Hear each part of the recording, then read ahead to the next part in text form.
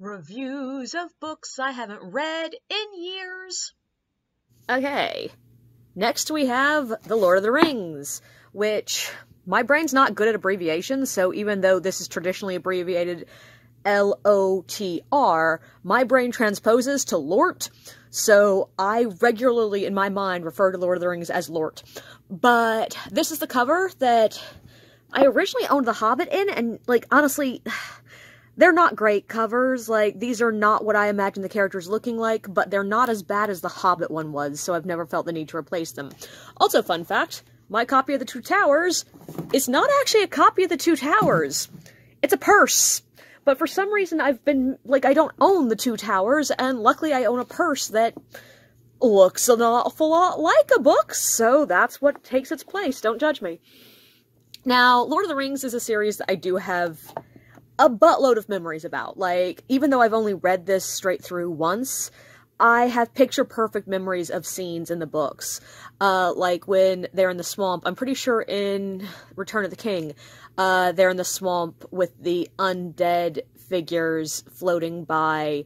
That scene stuck with me really clearly. And Intmut, like, I will suddenly just be walking around and images from that will come into my mind. And Tolkien was very, very good at painting pictures. But some of my strongest memories about Lord of the Rings actually has to do with when I was reading them. Because I was reading them in middle school, and there was a program called Accelerated Reading. It was sort of like competitive reading. Like, you got assigned a reading level, and you had to read books vaguely in your level. And then you took these tests to prove that you had read it, and you'd get points for what books you read and how well you did on the test. And every term, like, I slaughtered accelerated reading. It was my jam. And I loved it because I'm a fiercely competitive person. But there was one year that I was reading The Lord of the Rings. And for some reason, The Two Towers wasn't on the accelerated reading program. So when I got through Two Towers and started on Return of the King, I had a semester that I had literally no points on the board. I had not read a single acceptable accelerated reading testable book. And at the end of the term, my teacher was being like, you've got to read something on the list because you cannot fail.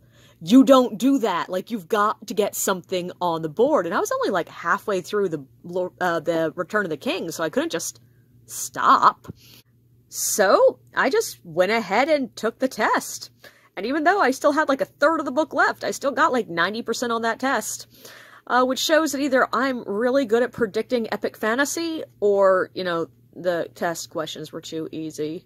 I'm going with the second one.